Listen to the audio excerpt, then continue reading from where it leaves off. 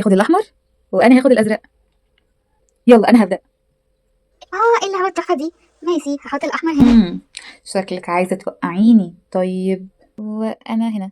مش هخليكي تكسبيني أبدا، هحطها هنا. عادي عادي، هكسبك انا هنا. هنشوف. قلتلك مش هتعرفي تكسبيني. يا ربي خطوتين. طيب كسبتك ايه. بجد كنت قربت اكسب. الجزء السابع من 100 فكرة بصلصال الفوم. عشان نعمل اللعبة الحلوة دي محتاجين نختار الألوان اللي بنحبها. أنا اخترت الأصفر، حسيته فاقع كده ومناسب. ملحوظة صغيرة، لو لقيتوا صلصال بيلزق قوي كده سيبوه شوية ينشف في الهواء لغاية ما يبقى متماسك أكتر.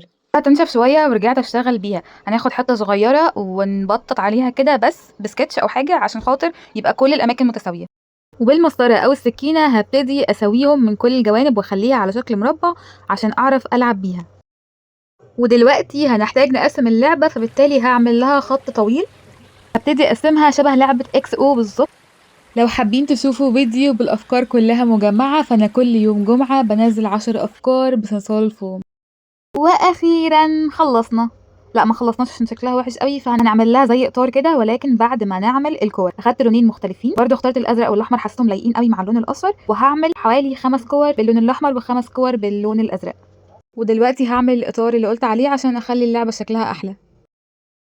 هتشيلوا الزيادات وبس كده اللعبة بقت جاهزة. وكان معكم ندودة، سلام.